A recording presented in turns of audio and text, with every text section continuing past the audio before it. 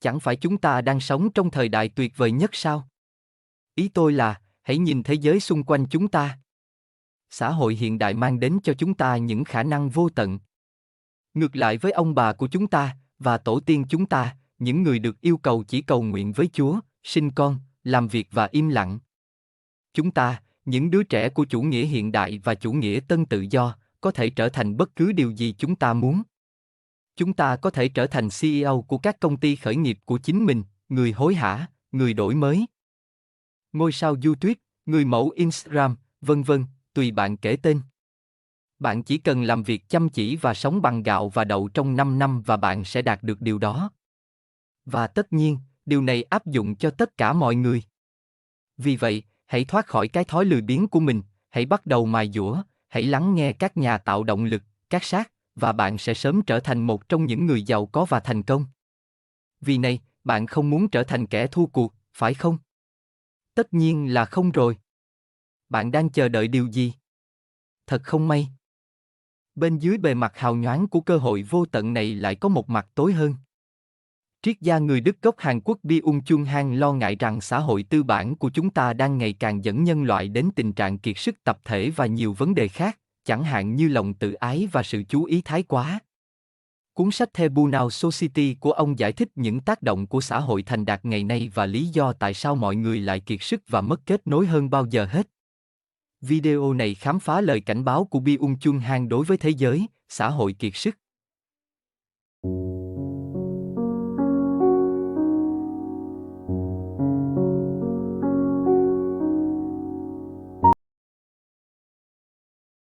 Byung-chul Han nhận thấy sự thay đổi đáng kể trong điều thúc đẩy chúng ta, đặc biệt là trong bối cảnh làm việc, tự hoàn thiện bản thân và tương tác xã hội. Trước đây, chủ yếu là sự kiểm soát bên ngoài, chẳng hạn như hình phạt và các quy tắc nghiêm ngặt, quyết định hành vi của mọi người. Nhưng thời thế đã thay đổi. Thay vì các lực lượng bên ngoài áp đặt các hành động và mục tiêu của chúng ta lên chúng ta, giờ đây chúng ta được thúc đẩy từ bên trong. Nó không còn là việc tuân theo một số quyền lực nữa khi phục vụ lợi ích lớn hơn. Đó là việc nắm quyền lãnh đạo cuộc sống của chính chúng ta để đạt được, tự tối ưu hóa và trở nên xuất sắc. Cuốn sách của Han xem xét kỹ lưỡng sự chuyển đổi của chúng ta từ một xã hội kỷ luật sang một xã hội thành tích. Ông đề cập đến thế giới được triết gia Michel Foucault mô tả, nơi có bệnh viện, cơ sở tâm thần, nhà tù, doanh trại và nhà máy mà chúng ta đã thay thế bằng trung tâm thể dục, tháp văn phòng, sân bay, ngân hàng và trung tâm mua sắm. Ngay từ cái nhìn đầu tiên, một xã hội khá nghiệt ngã, độc tài dựa trên sự trừng phạt và sự vâng lời.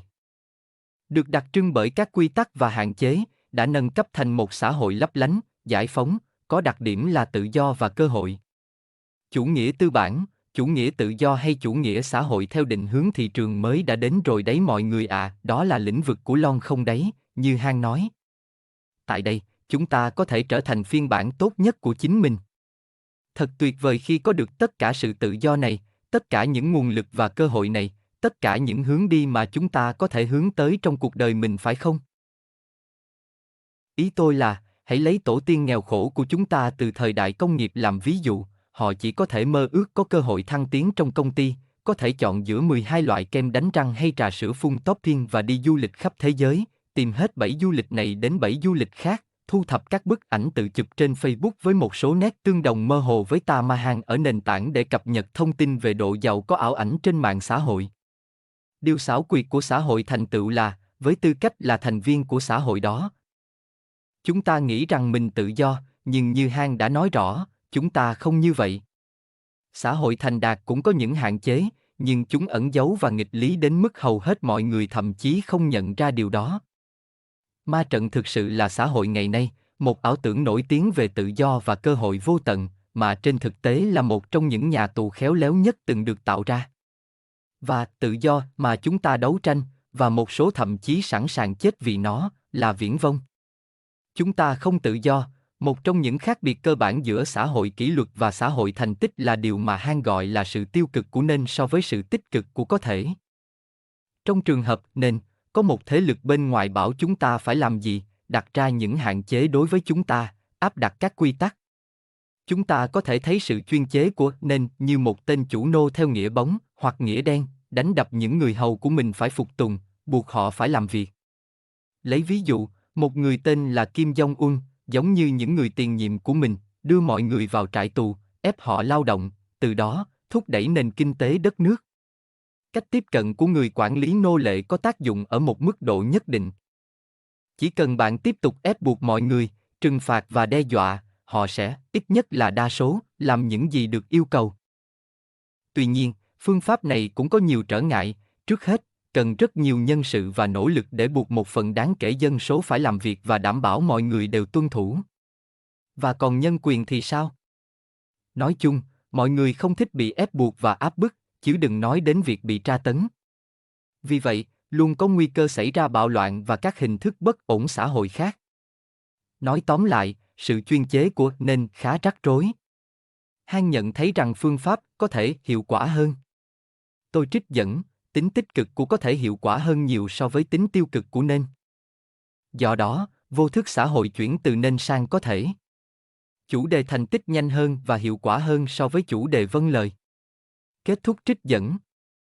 Một điểm khác biệt cơ bản giữa nên và có thể là ở chỗ có thể liên quan đến động lực bên trong. Han mô tả điều này giống như mang cả trại lao động vào bên trong. Chúng ta đã trở thành chủ nhân của chính mình. Thay vì bị đưa vào các trại tù nơi một loạt lính canh tàn bạo buộc chúng ta phải làm việc, chúng ta là hiện thân của trại khi chúng ta thúc đẩy bản thân làm việc, chúng ta vừa là người bảo vệ vừa là tù nhân. Động lực bên trong có hiệu quả hơn động lực bên ngoài. Tuy nhiên, chúng ta có thể hỏi, động lực nội tại này đến từ đâu? Và tại sao có thể nói, những trại lao động nội bộ này cuối cùng lại dẫn đến tình trạng kiệt sức trên diện rộng?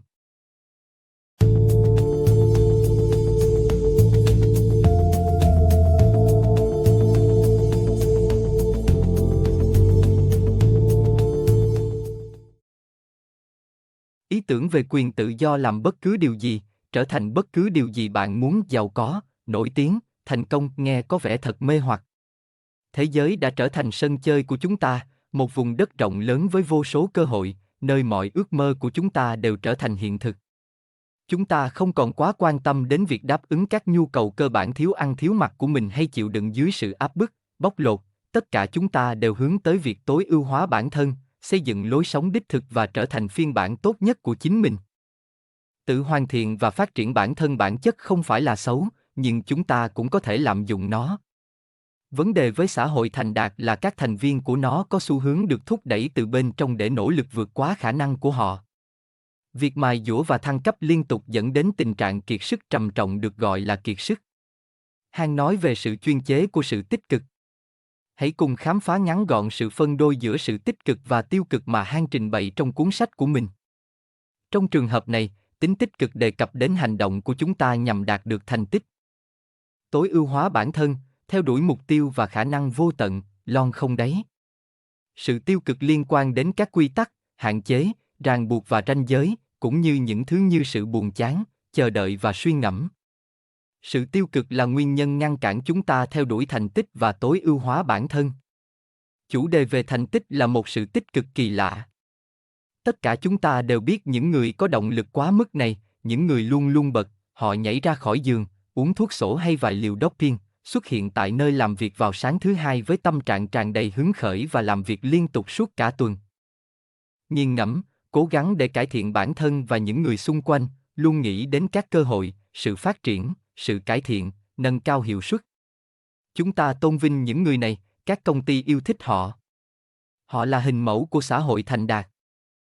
Nhưng ở bên cạnh họ cũng mệt mỏi phải không? Và họ thường coi thường những thứ như nghỉ giải lao, tạm dừng, giải trí và các hình thức thời gian ngừng hoạt động khác, trừ khi đó là một buổi xây dựng nhóm hoặc một cuộc họp kinh doanh bất ngờ trong chuyến đi công ty. Tại sao chúng ta lại phát triển thành những người không biết cách dừng lại?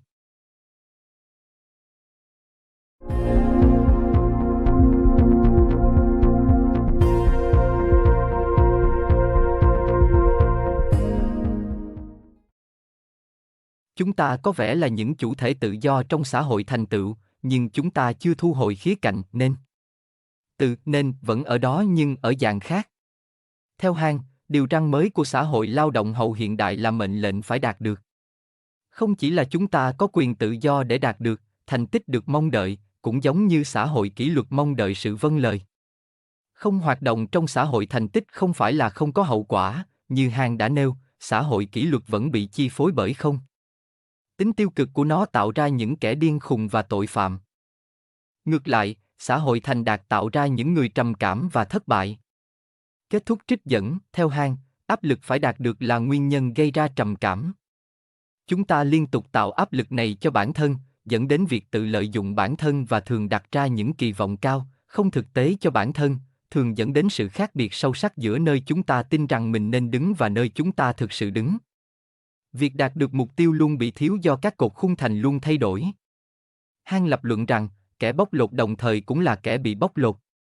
Thủ phạm và nạn nhân không còn có thể phân biệt được nữa, xã hội thành đạt cho thấy rằng việc bóc lột mà không có sự thống trị là có thể xảy ra và thậm chí còn mạnh mẽ hơn vì có vẻ như chúng ta là những bậc thầy tồi tệ nhất của chính mình. Nhưng việc tự động khai thác này cuối cùng khiến chúng ta kiệt sức, dẫn đến kiệt sức, là dấu hiệu báo trước của trầm cảm. Tôi trích dẫn, trầm cảm thường lên đến đỉnh điểm là kiệt sức, xuất phát từ việc bị kích động quá mức, quá khích, tự quy chiếu quá mức và có những đặc điểm mang tính hủy hoại. Có thể nói, chủ đề về thành tích bị kiệt sức, trầm cảm và bị nghiền nát. Nó mệt mỏi, kiệt sức và đang đấu tranh với chính nó.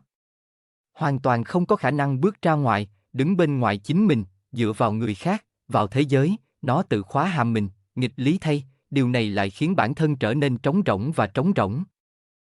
Nó kiệt sức trong cuộc chạy đua với chính mình. Kết thúc trích dẫn. Han gọi đối tượng thành tựu là động vật lao động hiện đại, những người bóc lột bản thân đến mức kiệt sức và làm việc đó một cách tự nguyện mà không bị ràng buộc từ bên ngoài. Anh ta vừa là kẻ săn mồi vừa là con mồi. Việc đối tượng không đạt được hình ảnh lý tưởng sẽ dẫn đến việc tự động gây hấn.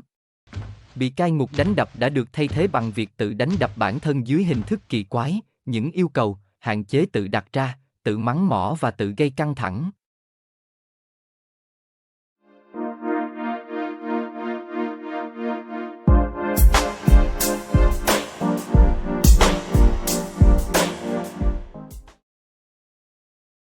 Điều khiến vấn đề trở nên tồi tệ hơn là vai trò của công nghệ kỹ thuật số trong việc duy trì sự tích cực quá mức mà nó mang lại cho chúng ta. Điều này cũng xuất phát từ việc có quá nhiều kích thích, thông tin và động lực. Sự chú ý của chúng ta đã trở nên rời rạc. Chúng ta không còn khả năng suy ngẫm sâu sắc và thực hiện các quy trình sáng tạo đòi hỏi sự chú ý sâu sắc. Thay vào đó, chúng ta đã phát triển tăng cường chú ý, một dạng chú ý rải rác cho phép chúng ta tập trung một cách hời hợt vào nhiều thứ cùng một lúc, hoặc ngay sau điều khác, nhưng không tập trung sâu vào một điều. Điều này cần thiết để tạo ra điều gì đó mới mẻ và độc đáo. Tất cả các tác phẩm nghệ thuật, văn học và phát minh vĩ đại đều là sản phẩm của một người nào đó tập trung sâu sắc vào một điều gì đó. Tuy nhiên, môi trường bị kích thích quá mức của xã hội thành đạt thời hiện đại không cho phép các đối tượng của nó làm như vậy, vì nó đòi hỏi người lao động, thực hiện các công việc lặp đi lặp lại và làm những việc chỉ đòi hỏi sự chú ý hời hợt để đổi lấy các chức danh công việc ưa thích trên TikTok. Chúng ta đã trở thành một loài người làm nhiều việc cùng một lúc. Và chúng ta tự hào được như vậy. Ngày nay, khi lướt qua các vị trí tuyển dụng trên bất kỳ trang web nào, tôi thấy nhiều mô tả công việc có danh sách trách nhiệm, làm đối tác ngoại giao, thực hiện các nhiệm vụ hành chính, tư vấn cho các trưởng dự án, là thành viên hội đồng quản trị, thăm khách hàng, giao tiếp với các phòng ban khác và, tất nhiên, nhiệm vụ thực tế của bạn là lãnh đạo một nhóm. Tất cả những điều này chỉ trong một công việc. Ngoài ra, các công ty thường yêu cầu bạn tích cực tham gia vào kế hoạch phát triển cá nhân như thể chỉ làm công việc của bạn là chưa đủ. Chắc chắn, người đa nhiệm mà họ tìm kiếm có chức năng và hữu ích xét về mặt năng suất, nhưng cá nhân này có thực sự tạo ra thứ gì đó sâu sắc, có giá trị không? Trong hầu hết các trường hợp, thực sự không phải vậy. Han cho biết, nó tái tạo và tăng tốc những gì đã có sẵn. Người đa nhiệm, người siêu chú ý, siêu linh hoạt, rất phù hợp để tham gia vào cuộc đua trong công ty. Anh ấy luôn luôn quá bận rộn, sự chú ý của anh ta bị phân tán, anh ấy luôn di chuyển, luôn vội vàng, chuyển đổi giữa việc này và việc kia, và không có thời gian cho sự nhàn rỗi sâu sắc mang lại lợi ích cho sự sáng tạo. Thêm vào đó là sự gián đoạn do điện thoại thông minh của chúng ta, thông báo từ mạng xã hội, hộp thư, Messenger, Zalo, WhatsApp, Telegram, Snapchat. Và chúng ta thấy rằng thế giới ồn ào xung quanh liên tục cướp đi sự chú ý của chúng ta. Theo Han, sự tăng cường chú ý này không tiến triển và chúng ta thực sự đã thoái lui thành hành vi thú tính. Động vật cũng là những loài làm nhiều việc cùng lúc. Trong tự nhiên, động vật phải ăn, quan sát con non và để mắt đến bạn tình của mình trong khi cảnh giác với những mối nguy hiểm từ kẻ thù. Khả năng chiêm nghiệm là một kỹ năng độc nhất của con người mà chúng ta đã lãng phí vì mục đích lặp đi lặp lại, hời hợt để tự bóc lột bản thân và tiếp xúc với những tác nhân kích thích quá mức. Và chúng ta đang phải trả giá cho điều đó. Han cho biết, những phát triển xã hội gần đây và sự thay đổi về cấu trúc của sự tỉnh táo đang đưa xã hội loài người ngày càng sâu hơn vào vùng hoang dã.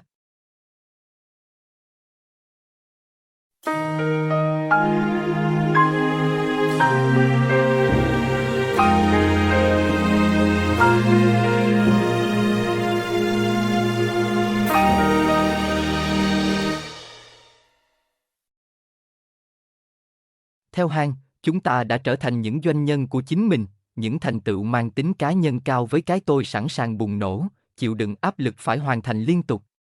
Và chúng ta cũng khá tự ái. Gần như tập trung hoàn toàn vào bản thân, chúng ta dao động giữa sự quan tâm đến bản thân và sự ám ảnh về bản thân.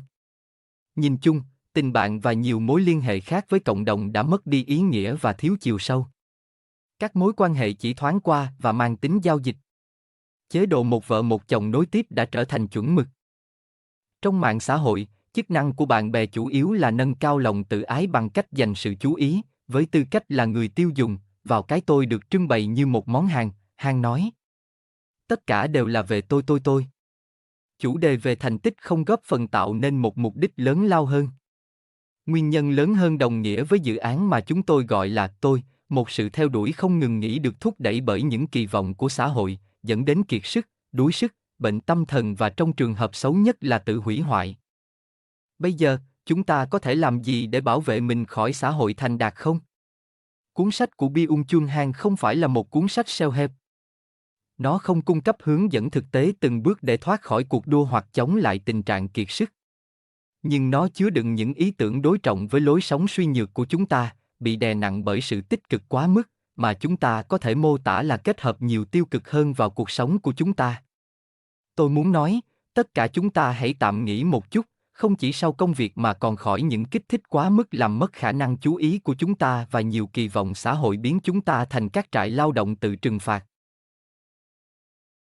Han nói về Vita Contemptita, cuộc sống chiêm niệm, mà ông coi là khả năng chống lại lượng lớn các kích thích xâm nhập, đó là một quá trình tích cực nhằm bảo vệ tâm trí của chúng ta khỏi sự tích cực quá mức. Ngày nay, khi ai đó nghỉ ngơi, thường giống như say sưa xem một bộ phim dài tập trên Netflix trong khi kiểm tra điện thoại với nhạc nền. Đây không phải là thời gian nghỉ ngơi, nó giống như giữ cho tâm trí loạn thần kinh bận rộn hơn vì nó không thể chịu đựng được sự buồn chán. Sự nghỉ ngơi thích hợp là một quá trình tích cực. Chủ động chống lại tất cả những kích thích này để trải nghiệm trạng thái hiện hữu thay vì làm. Sự chiêm nghiệm liên quan đến thế giới như thực tế, không phải với việc đạt được, tối ưu hóa bản thân, và những thứ tương tự. Nhưng để trải nghiệm sự tồn tại, chúng ta phải đặt ra các ranh giới để ngăn chặn sự tích cực len lỏi vào. Han cũng coi những việc như chờ đợi và buồn chán là những dạng tiêu cực. Gần cuối sách, Han khẳng định, nền kinh tế tư bản tuyệt đối hóa sự sống còn. Nó không quan tâm đến cuộc sống tốt đẹp. Nó được duy trì bởi ảo tưởng rằng nhiều vốn hơn sẽ tạo ra nhiều sự sống hơn, nghĩa là khả năng sống cao hơn. Kết thúc trích dẫn.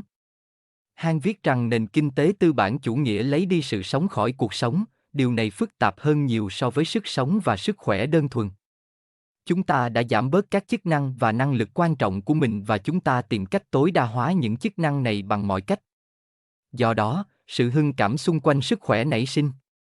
Theo Han, sau khi cuộc sống bị tước đi tất cả những câu chuyện và giá trị có ý nghĩa, sức khỏe là thứ còn lại. Anh ấy gọi sức khỏe là nữ thần mới. Và hãy đối mặt với nó. Ngày nay, chúng ta thu nhỏ đức hạnh xuống bằng bắp tay, chúng ta giảm cân bằng việc tiêu thụ 1,5 gam protein cho mỗi kg khối lượng cơ nạc. Chúng ta không tôn thờ bất kỳ vị thần hay lý tưởng nào cao hơn, chúng ta tôn thờ mông của một số phụ nữ trên TikTok. Chúng ta tôn thờ thân xác. Chúng ta tận tâm giữ cho nó khỏe mạnh và mang tính thẩm mỹ. Nhưng đó là một lối sống trống rỗng, chỉ tập trung vào một phần ý nghĩa của việc trở thành con người và nó thường biểu hiện như một hoạt động ích kỷ, ám ảnh về bản thân. Chẳng phải thật mỉa mai sao khi những người theo tôn giáo lại tập trung vào sức khỏe trong khi đồng thời cuộc sống của họ chẳng có gì sâu sắc? Tại sao chúng ta lại cố gắng hết sức để tồn tại trong xã hội thành đạt này khi chúng ta quá cực khổ để sống? Cảm ơn vì đã xem.